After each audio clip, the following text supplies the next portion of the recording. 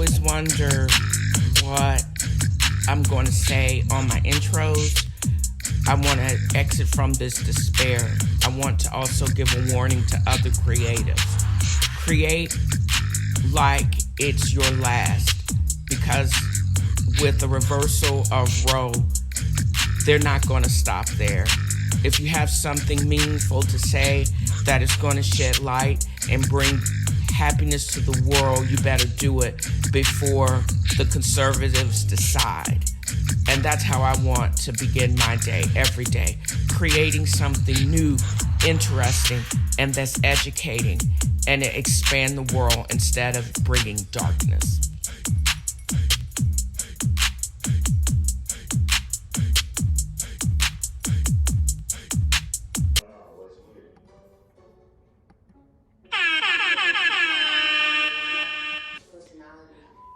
I consider myself that weird auntie every time I start my podcast. I remember just 4 months ago that I was only at 3,000 downloads, and I couldn't understand why I had gotten there and had gotten stuck.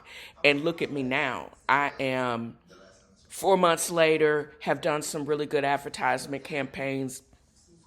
I'm way over 50,000 downloads. I'm being listened to as far away as Australia now. Girl, I am just elated about what is going on with my podcast at this time. As of this recording, I'm up well over 62,000 on my podcast, and so I give myself the air horn. Also, this is NaNoWrite Month, 2022.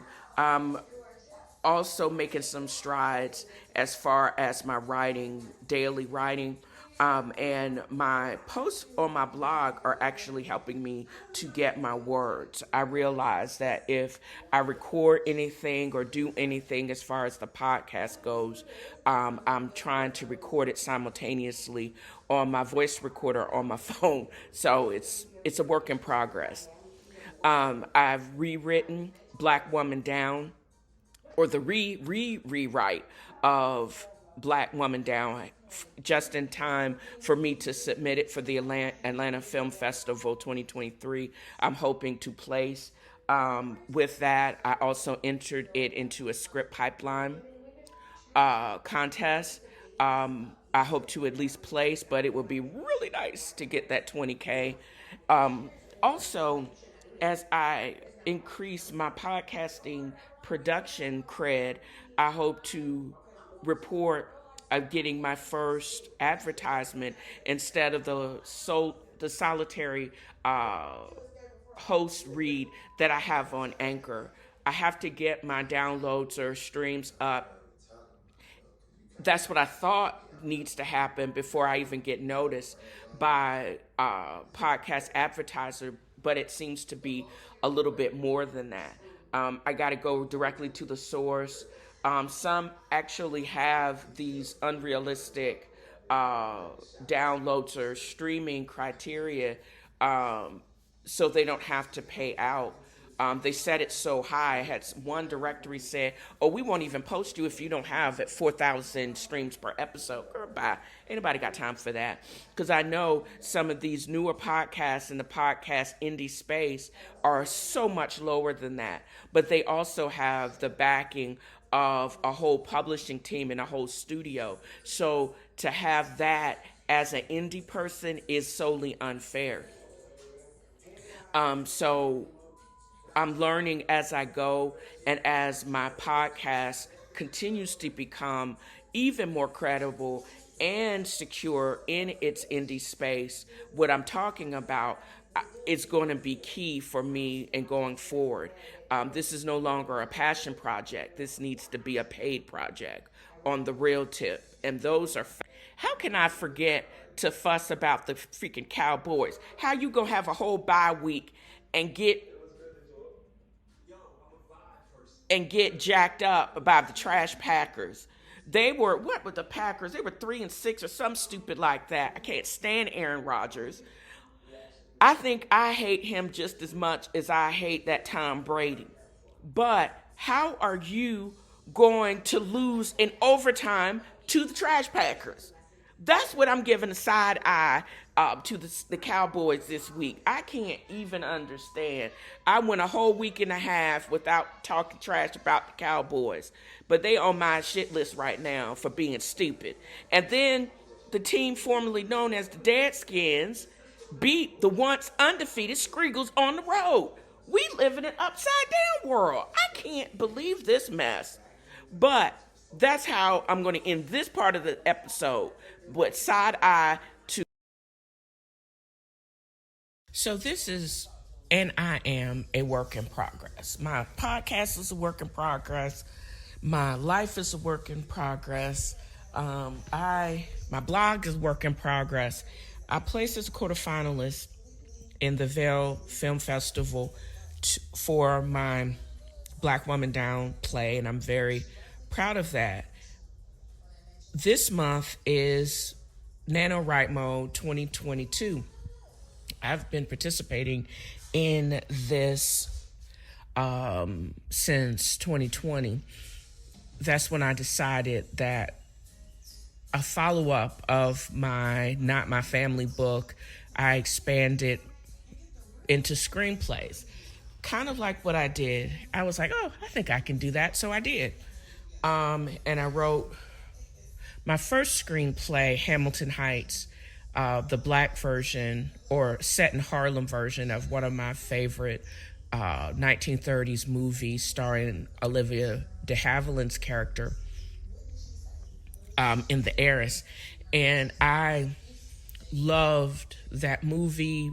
The book was the bomb, which actually was a short story. And I decided that I hadn't seen any great Black versions of that, but that was when I discovered Coverfly, registration, final draft, the whole nine, and I started writing. But back in 2021, right after Gabby Petito lost her life through domestic abuse, and I had traveled and lived in my RV for almost a little over a year and a half, I felt compelled to write something to honor the Black and Indigenous women and also of other races. This also is a time of increase in Asian hate crimes. And I decided that I was going to write something to honor them. I placed as a finalist last year through Barnstorm. Nothing came of it because I realized that first screenplay was crap. And I got kind of ghosted by the producer at that time, who went out on paternity leave and never contacted me back. But since then, I have done a rewrite, added over 20 some odd pages to the screenplay, and I think I ended it really well.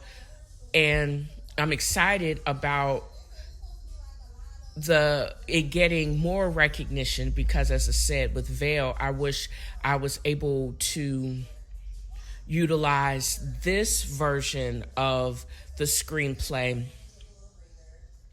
that I submitted to the Atlanta Screen Festival, as well as to the International Screenplayers Association, Get It Made or whatever, the ISA's contest.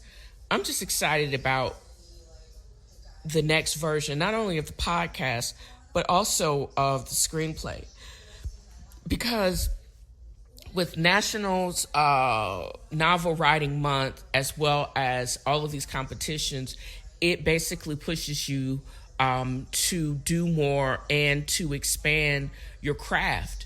I think the additional characters and scenes and working out the dialogue, so it's not too wordy, but it's just enough to get the point across, is what it's all about. And I hope that I would make something or write something that, again, could go up, that not only reads well, but also can be portrayed on the small screen TV or the larger screen in AMC. I haven't seen Wakanda Forever yet. I'm waiting till when I go home and watch it with my sister, but I wish I could make something that iconic. I'm also learning and expanding the reach of my podcast. I'm hopeful that with my next marketing push and with the discovery, because as you increase the downloads, and big ups to everyone that actually is downloading and listening to the podcast, you get noticed by advertisers. Who knows? Not only will this be an additional source of income, but I'm hopeful that one day it will be a great source of income that will allow me the same flexibility as my current day job to continue to write and to think of great ending scenes. Celebrating Native Americans, and that God really is probably a woman, and my take on purgatory, because that has a great center in my screenplay, Black Woman Down. And I hope that I will continue to talk more about it as it continues to place. I'm hopeful that it will continue to place. It won't be considered hokey or too Black, and someone will notice it and will actually get to production. I'm just happy right now with continuing to place in these competitions, and I'll update you guys as it continues to make the rounds and continues to. So I have the luxury of having a really restful weekend.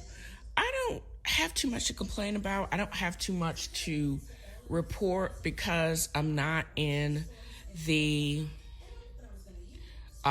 streets like that. But when I do get out, I get to do what I want to do. I just talked to my sister today, and the biggest thing that we did is check out the sale at Hobby Lobby, because that was my joint. There's also, she saw like 75% off sale on seasonal decorations, as well as I did see a sale at Macy's, 60% off, the same. But I don't go in Macy's like that. She doesn't shop at Macy's like that, but my aunt Melody does. But y'all need to check it out. I basically went today to mail my previous office or work phone back to Blue Cross Blue Shield, and to the chagrin of the mail worker, she was like, "Oh, you just mailing it up the street?" I still don't know how much it costs, because I was shocked that they don't have pre-printed labels that I could have just slapped on the box and moved up and put up there, but that's neither here nor there. They did upgrade me to an iPhone 13. I don't know why they need to go 14, because 13 is an unlucky number, but it's going to be lucky for me as far as what's going on. And then I thought about adding any about news update to the part of the podcast, like local news and stuff that I want to talk about, because I do talk about popular culture. But the only thing that didn't make my eye jump or give me TMJ dysfunction was Katy Mulligrews of Star Trek. She was the captain, first female captain for a starship. She had a different, even the upgraded class. What was she? Star Trek. Definitely not Deep Space Nine, because that's Captain Sisko. I'm losing it. I'm gonna have to look this up. Who was the captain? Female captain of Star... What the hell? Even my phone is tripped out that I don't know. Why can't I remember? Female captain of Star Trek. I do know the series went neck and neck or with Catherine Janeway, but it's played by Katy Mulligrews. Voyager. Oh my God, she was the captain of Voyager. This series went right up against Deep Space Nine. Female and a black male captain. He was actually of Deep Space Nine was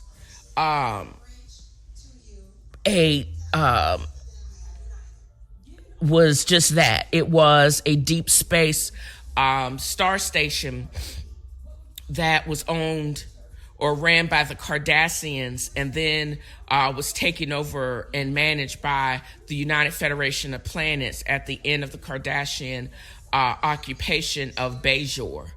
I say all of that to say is because most diehard Deep Space Nine people know that it didn't get as much coverage as Voyager, but it lives on in infamy. Like, I want the Cardassian space station.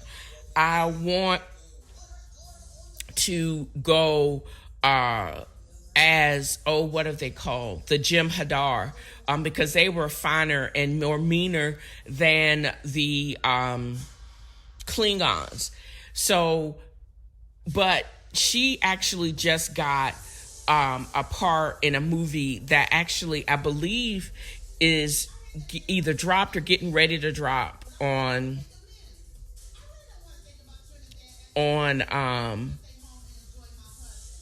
Apple TV.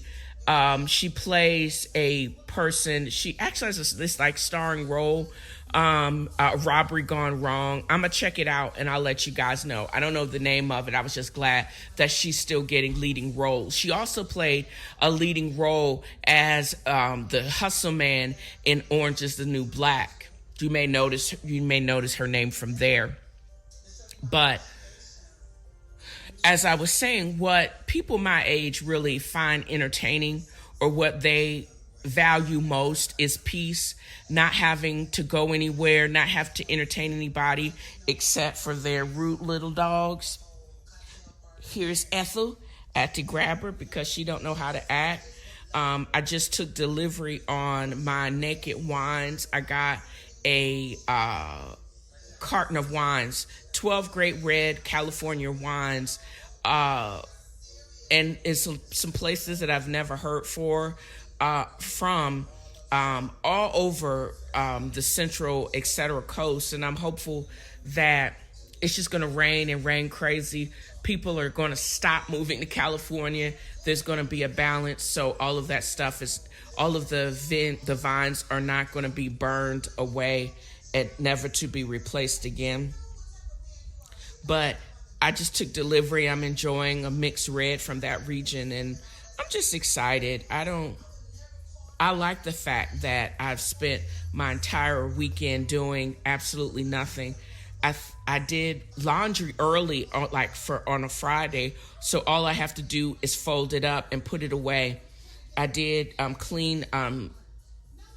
did laundry or clean some of my bath mats.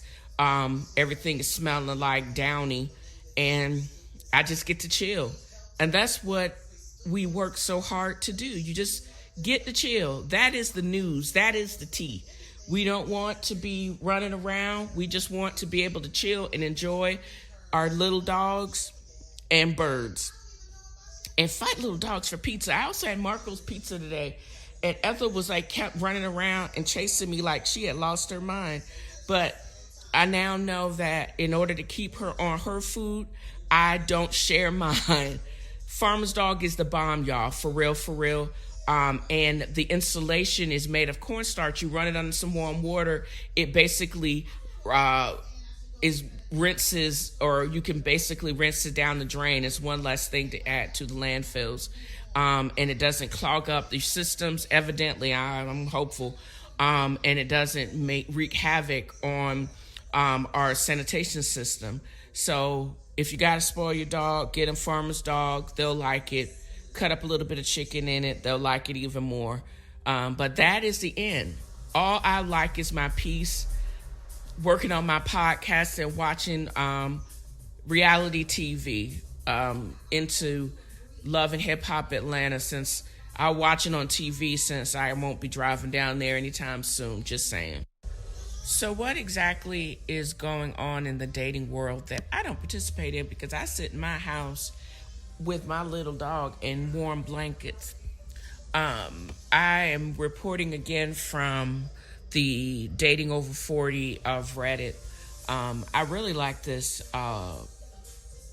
platform, because these people are real and they're raw. And again, it still trips me out that they share innermost craziness with a bunch of strangers. I guess there is strength in anonymity, but the posts as well as the comments are not aggressive and not trolly, so it actually is. I guess it's okay. It's a safe place.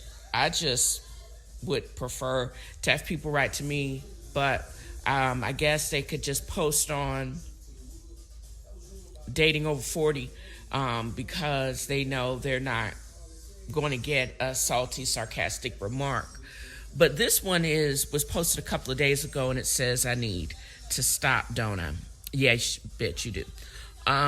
Been talking to this guy for almost a month now. We consider each other friends, and we have tried to meet up, but unsuccessfully due to work stuff. We have talked about experience on the app before, and he knows what I'm looking for. He wants a friends with benefits or FWB situation, which I'm fine with for now, but I ultimately want a relationship. Let's put a pin in that. He wants to be a fuckboy, and she wants a relationship, but it sounds like, if it doesn't sound like it to me, that is saying that I know he's a fuckboy, but I want to make it into a relationship because of familiarity. Okay, that never works. Yesterday, I had a mini breakdown and for some reason went to him. Like, if you were in a relationship. Okay. No one has wanted to meet me, and I asked him if I seem believable as a person. I always get "you're so cute, you look so sweet, but I'm in a weird place right now and willing to talk about some racy topics, and still no one wants to meet." I told him this. Today, he said he is taking a break from the app. I think I went too far with our friendship. I guess we'll see if he unmatches me, and if he does, then I have my answer. But I think I need to stop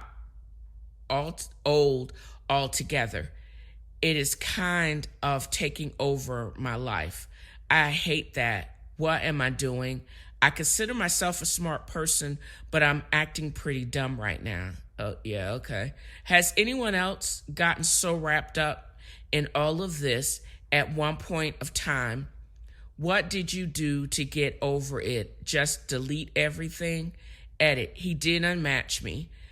Why am I crying about it? I also deleted everything, and I'm already in therapy. Well, girl, first, why weren't your ass in therapy throughout all of this? Why did you get wrapped up in someone that you basically said that you only been talking to or probably direct messaging on an app? That's not a real relationship. What are you doing? And how old are you? This is an over 40 platform. What the freak? Girl. Top Knot 78. Yes, you do. Be gentle with yourself. Based on your post history, you just filed for what is going to be a tough divorce like 2 weeks ago. What the fuck are you doing on an app? You should not be on the apps. They will not give you the validation you seek. Only you can give that to yourself. By getting wrapped up in the apps, you are demonstrating that you should not be on them. You are not in the right headspace at all. You are too raw and emotional for anything good to come of it. Again, be gentle with yourself and take some time to heal. Oh, thanks for the gold, internet stranger. So I think everybody upgraded and they gave her an award. And I just saw this about the recent filing for divorce. Damn, talk about raw.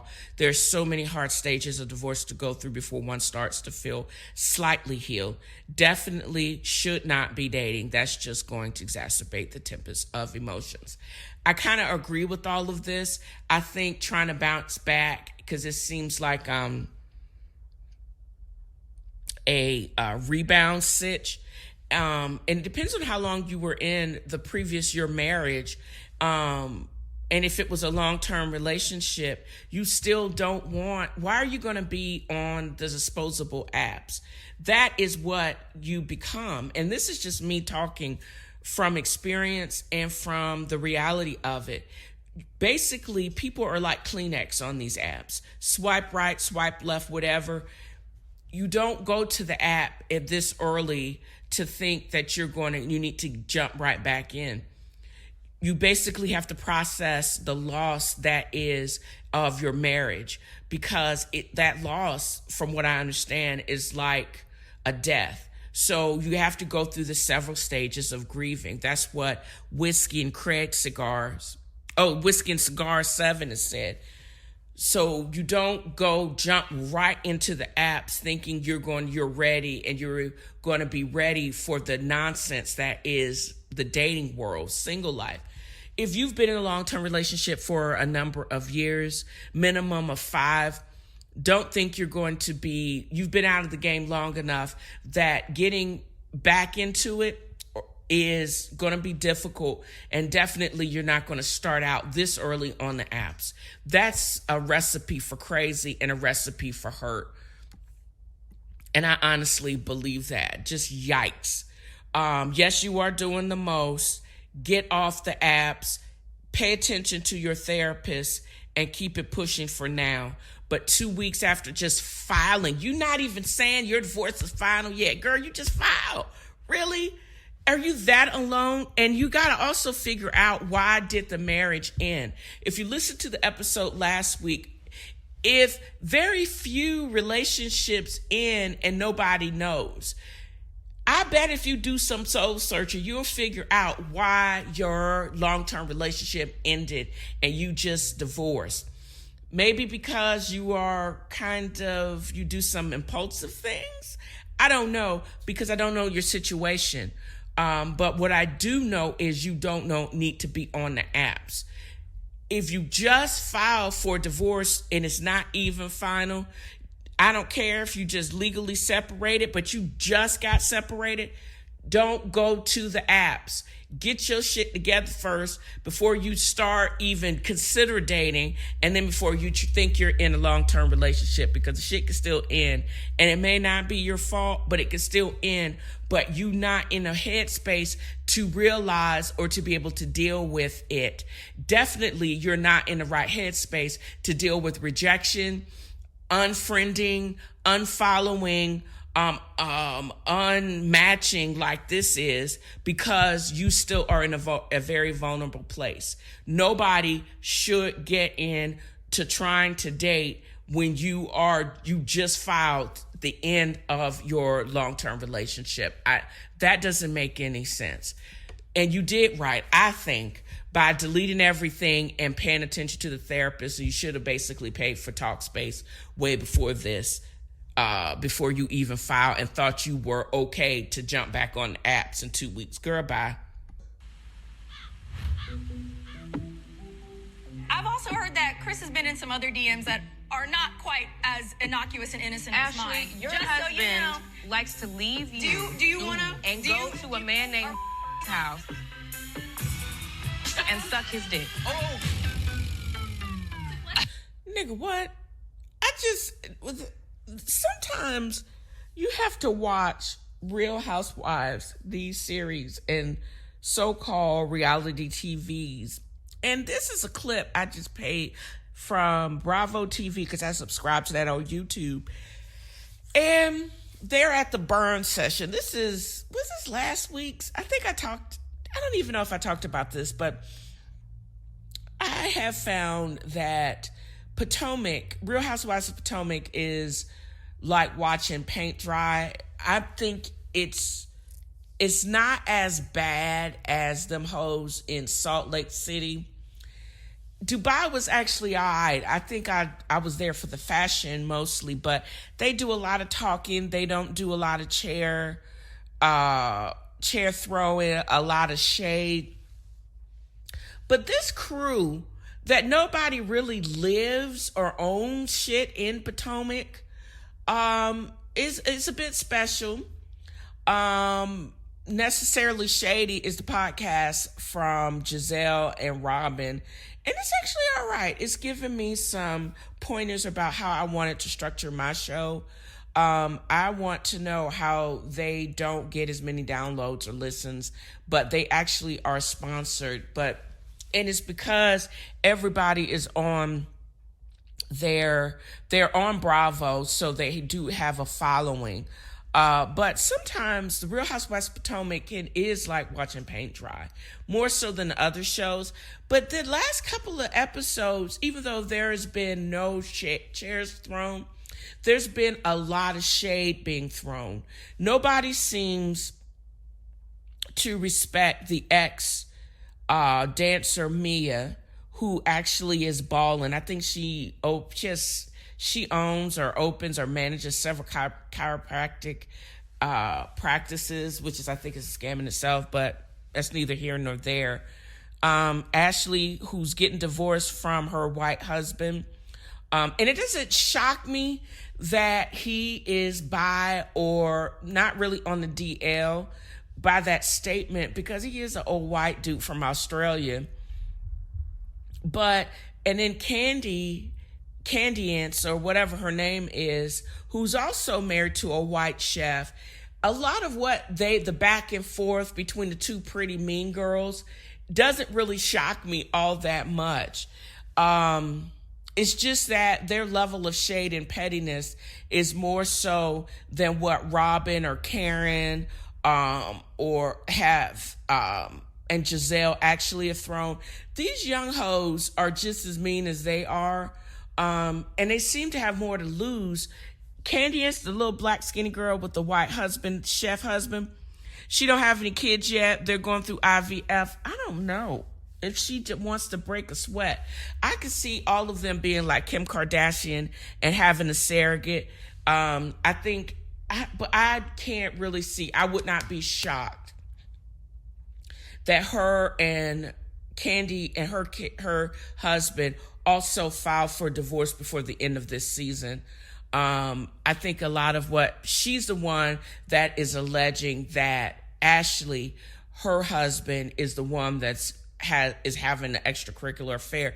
But how can you have an affair if you're separated and getting divorced? But how can you be separated and getting divorced if you still live in the same house? Don't know. Just crazy. And I'm here for it. And I hate watch a lot of these Real Housewives shows just for that fact. So this is one of the iconic Real Housewives, Phaedra Parks, Shady Phaedra, reading Chanel Ayan from The Real Housewives of Dubai. And also, you talk about shade. She was classically shady in the name of Jesus, would cuss you out and lie in one breath and then bless your heart in the next. She is so quintessential Southern black woman, perfect for this show. Also, Andy Cohen is a shady motherfucker too. Don't get it twisted, y'all. But listen to this exchange from BravoCon. I still love this. I don't care. I don't care. Okay, all right. Okay, all right. Okay, guys. Okay. Phaedra, any rebuttal, any comment? Well, I own most of my clothes. Boom, bitch.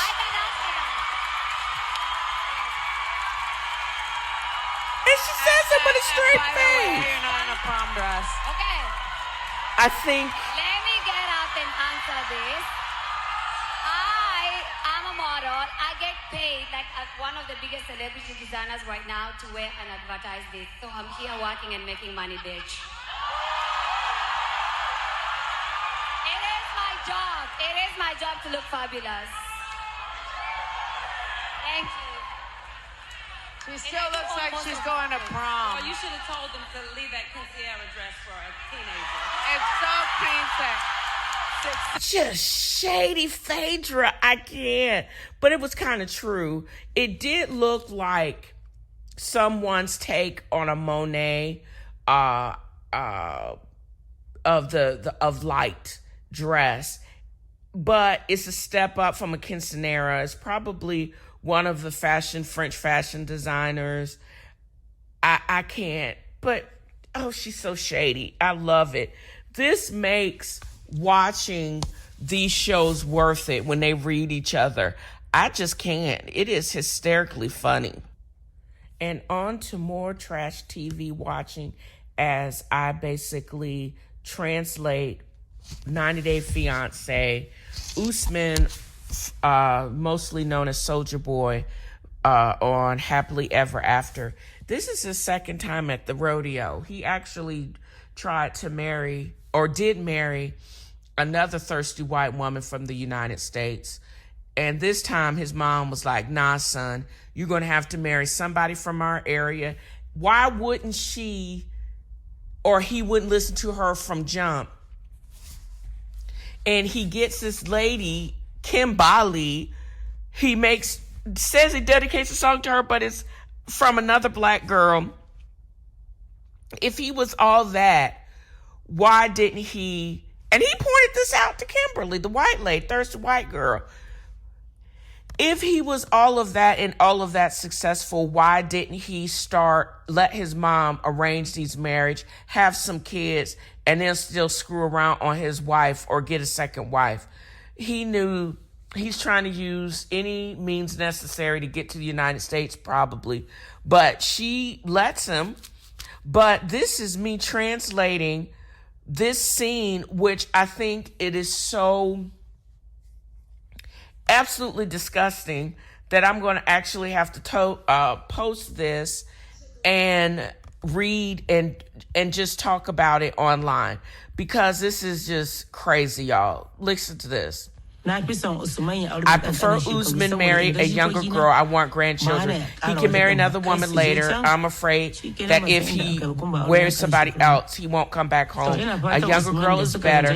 I pray that Usman will marry this girl. She's 18 years old. Her name is Faridi. This is the girl's mama and Usman's mama getting up, and they like, peace be unto y'all as we go out. The daughter is 18 years old and she is single. The man I wish my daughter to marry is mature and responsible, not a drug addict. Okay. A man who doesn't do filthy things. A man who commits to legitimate business. He's a rapper. That's not a legitimate business, girl. So I think Faridi should be Usman's wife. Okay. We all see that this is going to work out well. She is pretty. But she's young, and Kimberly should not go for that. They have nothing in common except for her young womb.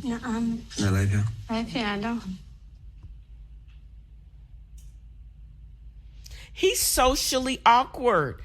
That's why he is not with anybody from his region. Babu. Babu is serious. She says none of them are serious. He is obviously in love. She says your beauty, you guys, me excited. She's beautiful. The only thing I need to know is her character, her behavior. If I didn't meet Kimberly, Farida can be the kind of lady that I would like to go on with. Do you like my business? Do you follow my songs? Did you know who I was before we met? Yeah, I know who you already are. I had known you before you came to our house. But she knows he ain't shit. Okay. Now, if it's in God's grace, if I'm the husband of your choice, how many children would you want? No more than 4. Oh, wow. Oh, wow. That is around my range. As a woman, it has always been my wish to get married and produce children. I wish to have Usman as my husband in the future. I'm truly excited. Okay, girl, I can't. I'm so tired. This is perfect, but how does... I don't think this is in a plan for Usman, whose ultimate goal is to immigrate and blow up in the United States. He can't have that if he doesn't have a thirsty ass woman that's willing to sponsor it. Because I think after she sees this little pretty girl from Usman's region, it's all gonna go up in smoke. I almost feel sorry for the thirsty white girl, because this is not gonna go well, y'all. All this reality TV, black reality TV, is messy. I freely admit that sometimes I feel that I lose brain cells and empathy the more I binge watch this stuff. But at least I'm not into my crime TV shows as much as I have been back in the day, where I used to binge watch about serial killers. I mean, after my father's death, I stopped watching that. But I'm completely fascinated about any show like Love and Hip Hop. I've watched and rewatched all of those episodes multiple times. And I just finished binge watching this current show. Let me go back. I just rewatched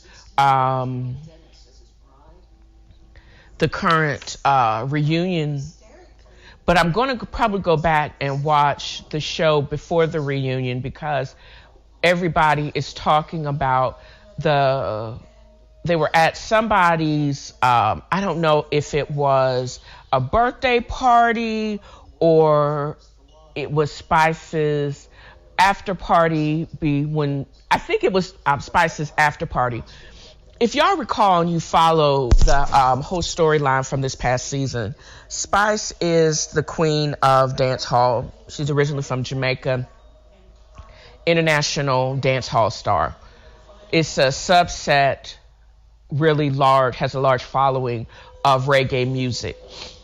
And she's known as the twerking queen. She also recently just had cosmetic surgery and had some complications from that. But from what I understand, she is awake and talking, and she's doing better. She had her surgery down in the Dominican Republic. But that's an aside. This past Grammys was controversial because some white boys from, I think Charlottesville, Virginia, actually won the reggae album of the year. How you gonna have it as for the first, that genre being recognized for the first time, and it goes to some white boys from the United States? They're not even authentically reggaeton. They are not. Shaggy, Spice, nobody that is authentic to the music actually won. And it's just very rude. But at her after party, tensions rose between Scrappy and Mama D. If you've also followed the show, you know that Mama D is drunk, and she's also off the chain. She is well known evidently in Atlanta. When she sent her husband Ernest to the jail, she took over his role as a pimp, and she ran a trap house for drugs. This is what Scrap and his sister grew up in. She somewhat redeemed herself when she said that she actually gave him his money to start his rap career. But the way she thought that gave her full access to be able to tell his business, and she causes so much drama in his relationship, first with his first baby mama, and he's trying to make it work with the, I guess, model is what you could call Bambi, his current wife. He's actually an enigma because he only had one baby mama. And now he's married to Bambi. They've been married for a couple of years now. They actually got engaged on the show a couple of years ago. And on again, off again, they're on again. But their current tensions between Bambi and Scrappy, little Scrappy that is because Mama D went back and was running her mouth to everybody. And basically, Rashida, who's had her own issues with her husband, Kirk Frost, they have said they have made it work over cheating scandals. He had a whole baby on her, and they still made it to 20 years. It's because they had to keep a lot of people out of their business, even with being on this show, and they've captured bits and pieces of their conflicts. For the most part, for the first part of their marriage, the reason why they were able to last as long as they did because they worked out a lot of stuff amongst themselves, and they didn't have somebody like Mama D yip-yapping in their ears and getting all involved and causing all these dramas. But it didn't matter because her behavior is not normal. How he and his sister were raised definitely was not normal. And every time I look at this woman, she has admitted that she's bipolar and she's not well medicated and she drinks to excess. I think she has a screw loose, and she reminds me a lot of my own grandmother, sociopath. She can't give him and the sister what she could not have.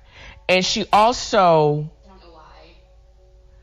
doesn't deserve a free reign over her kid's life just because she gave birth to them. She don't get to comment on their marital choices, how they raise their kids, unless it's dangerous. Because if it had been, if they were trying to raise their kids as they were raised, their kids would have been in foster care, for sure, for real.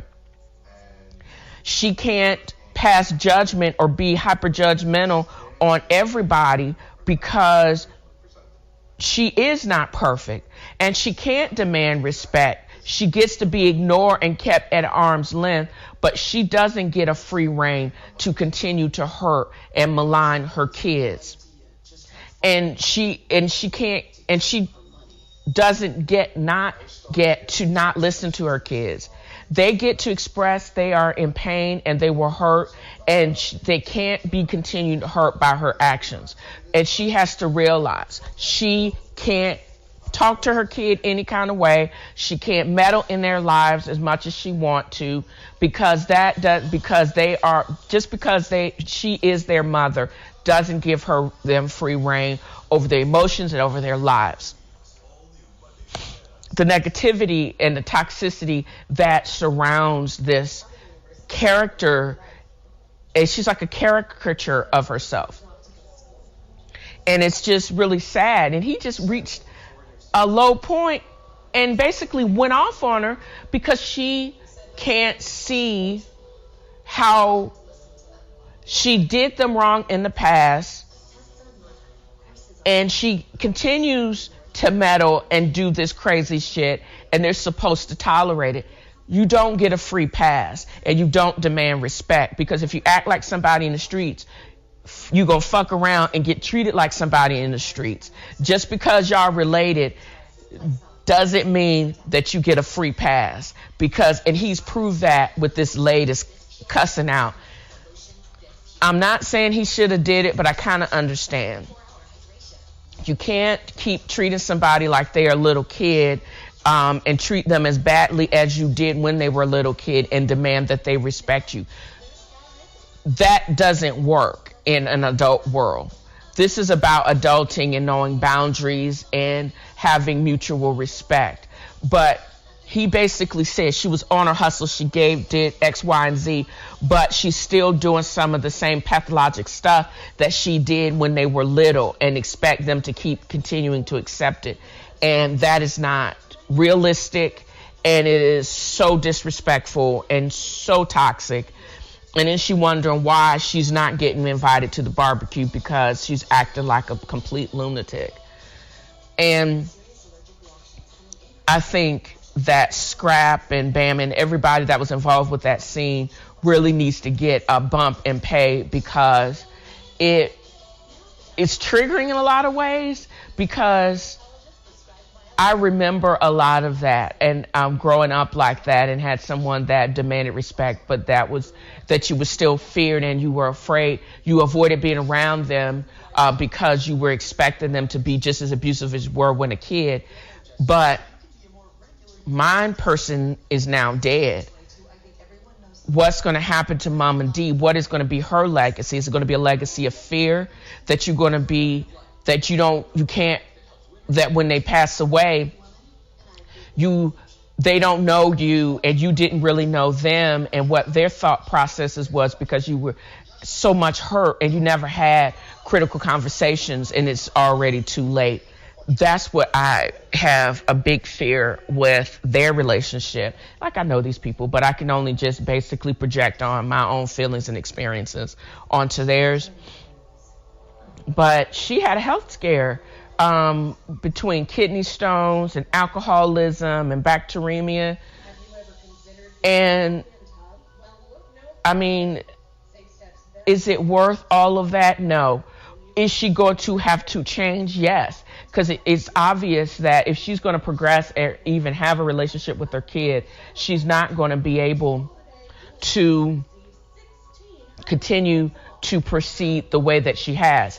And if she keep jip-jiving, they're going to basically fire her from the show like they did Jocelyn Hernandez and that drunk-ass Tommy.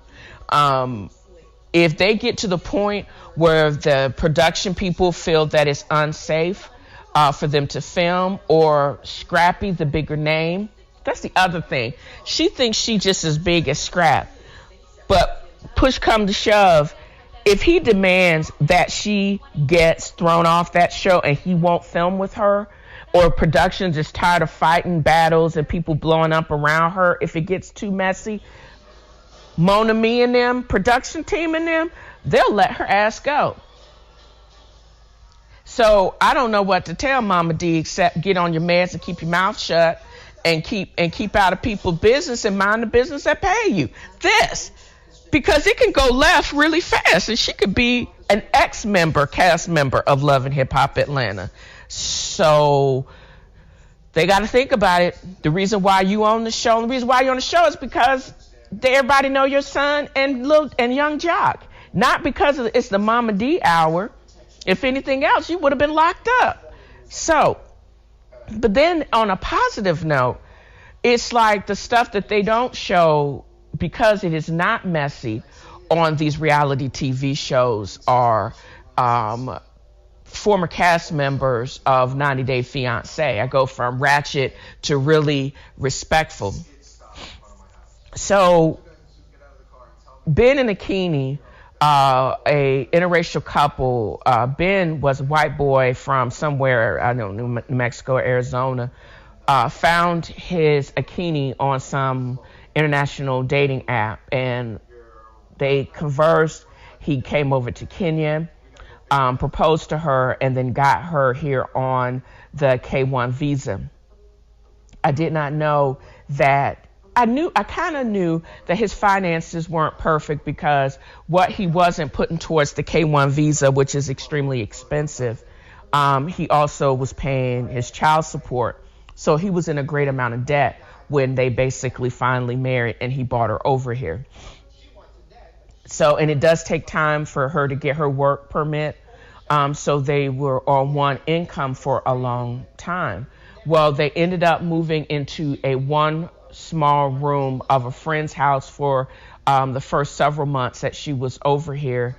And then for a minute, they were homeless, where they just basically said, we need our own space. We can't keep just living in this one little room. So when a friend of theirs heard this, they offered them to house sit for them while they were 3 months out of the country. But they knew that was only temporary because they couldn't fully relax because, again, it wasn't their house and they only had a 90-day reprieve. But that's when the East African spirit kicked in and they began to work together as a couple. They got their hustle on. He had a full 9 to 5 during the week. They delivered for Amazon and for DoorDash. They did what they had to do, and they saved and they saved and they saved and they saved so they could get their own spot. They talked about a couple of nights when they were hungry and there was no food in the house, and all they had enough for was for bread and tea. That was their one meal that day. But they kept together. They went from disparity, using resourcefulness, to victory.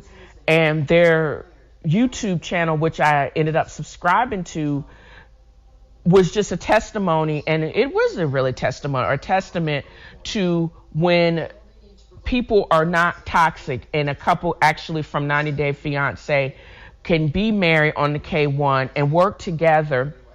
And they were homeless and hungry and broke at one point, but they did their hustle and they did what they want to do, and now they're sharing the positivity with the world. It is so different from the Bilals and Shaidas and Angela and the Michael and his toxic ass.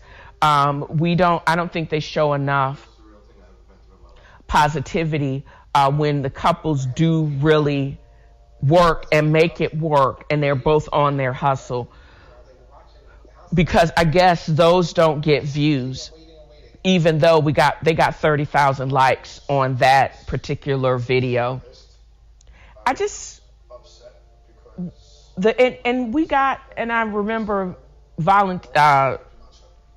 commenting on that Shaida from Trinidad.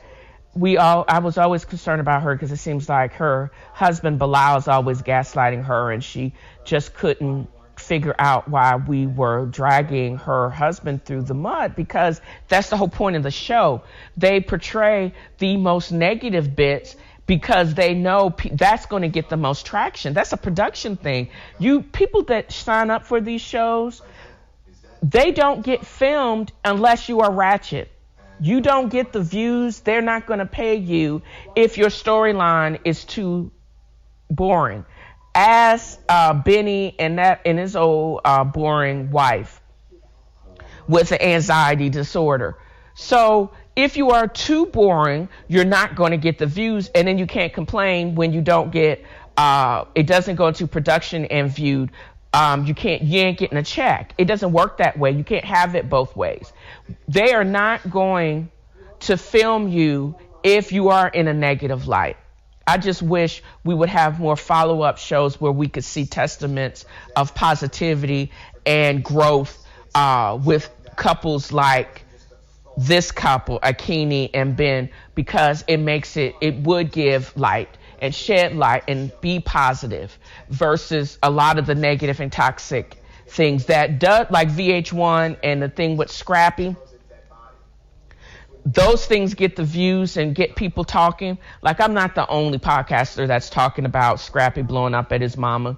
I heard about it first on Ratchet and Respectable with Demetria L. Lucas. Then I heard it again. They're talking about it still on my other favorite podcast, The Read. I only mention it here is because a big part of my podcast is talking about these Black reality TV shows, but I also am going to end it on a positive note.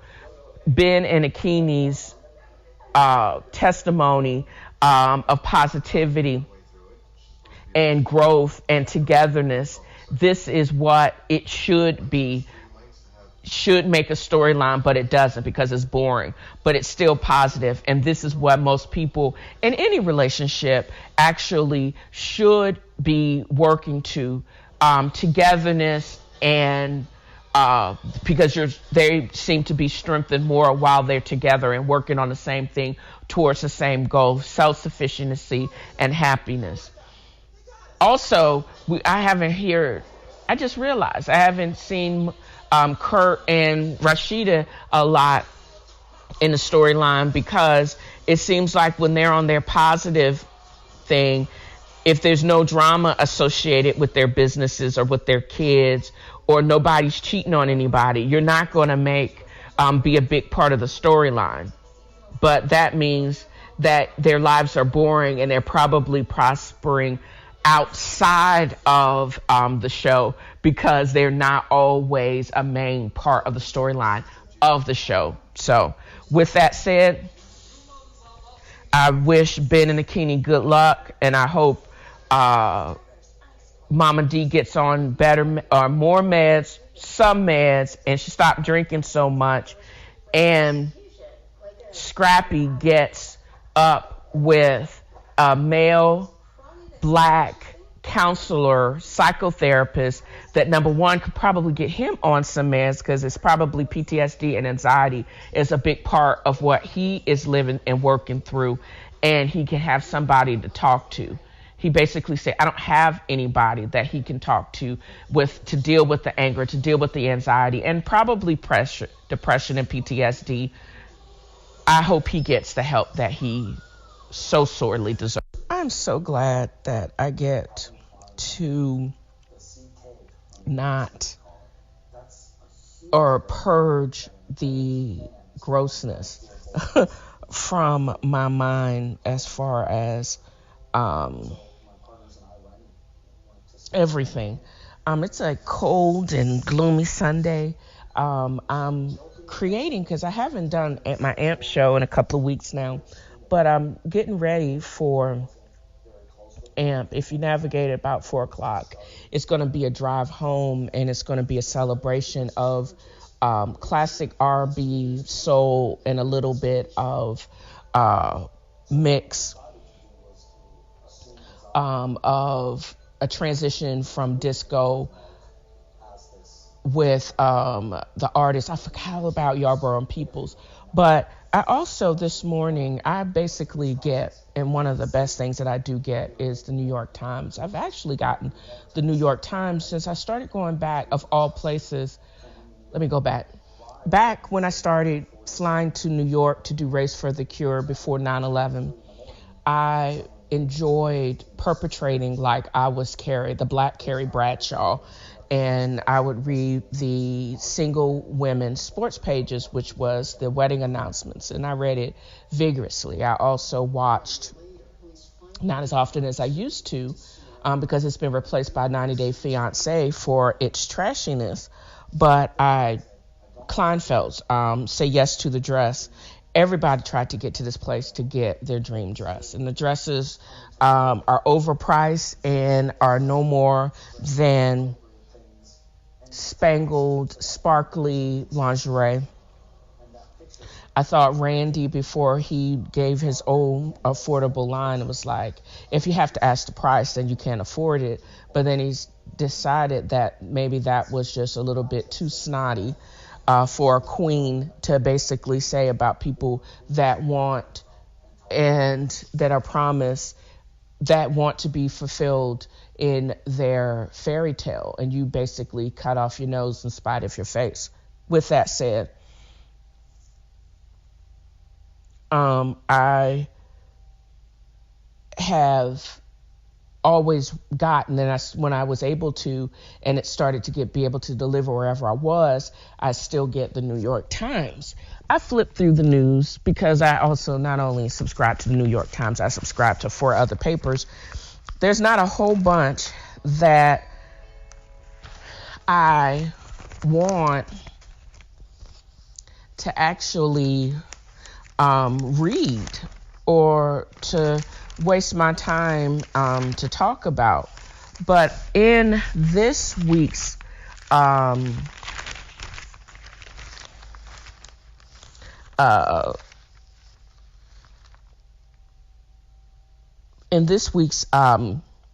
section of the arts and entertainment, LaTanya Moore is going to be performing Ada at the Metropolitan Opera. there was a time where I also would love to come to New York to take in a show, to hang out, and to perpetrate a fraud. I'll have her 2018 version of this in the show notes, the extended show notes on my blog, Dale's Angels Inc. blog. But also, she performed this role back in 2018 in, I think it was Venezuela or somewhere in South America. But one of the greatest, I think she's a mezzo-soprano, Leontine Price, also performed this in her role. And get a little bit of listen to this. She's amazing. Also, LaTanya Moore was in, Porgy and Bess, and she was also just recently in Fire Shut Up in My Bones. But I also like when I research for I Want My Daddy's Records and music in general, I not only rediscover or discover other great artists, I also, especially, this is not a genre, opera is not a genre that my father was interested in, but I think my mom fashioned herself as Leontine Price because she was a great soprano too. But listen to the third act from Aida. This is not LaTanya Moore, but it's the great Leontine Price. I don't know who did it better. I listened to the clip on YouTube from LaTanya Moore. Both have richness of presence, and I thoroughly enjoyed both. And it trips me out that I still don't have any more information on my sync license, because I would be able to play more music live instead of basically trying not to run up against copyright infringement issues when I do this part of the show. I have thousands of records that I would love to play, and thank God for AMP, but I can't record any of that, which to my annoyance, but I get to enjoy it when I make my playlist. As I said, the Chill Home tomorrow is going to celebrate rich R&B and soul from the late 70s and 80s, but I do have I've added Cuba Gooding, who's the father of Cuba Gooding Jr., who's having his own issues. But I didn't realize, as I said before, how a lot of these songs are like the theme to our life, entrance music, and we don't even realize it. Did you, I didn't know, I forgot that he had sung Everybody Plays the Fool and Just Don't Want to Be Lonely. And If You Were Mine, James Brown, of course, everything. But Get Off of That Thing and Give Me Some Skin and People Wake Up and Live. The Atlanta Rhythm Section, a bunch of blues playing white boys. They had that one great hit, So Into You, probably before they broke up. I thought it was going to be If I Could Recognize I'm So Into You by SWV, but it's nothing like that, girl. The Wedding Song, of course, So Many Babies Made by the great Smokey Robinson, who's still kicking. Cruising, Just Want to See Her. And of course, Johnny Taylor. He died in actually Charlton Methodist of a heart attack in Dallas. But he had 50-11 kids. Rolling Stone.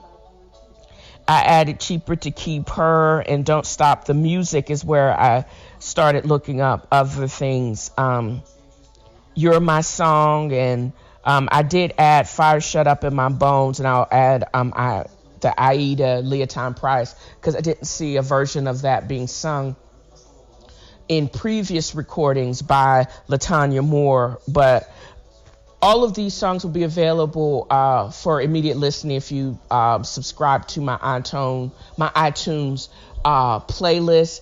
as well as if you were to navigate and join me tomorrow during my AMP session where I play these songs and hopefully more.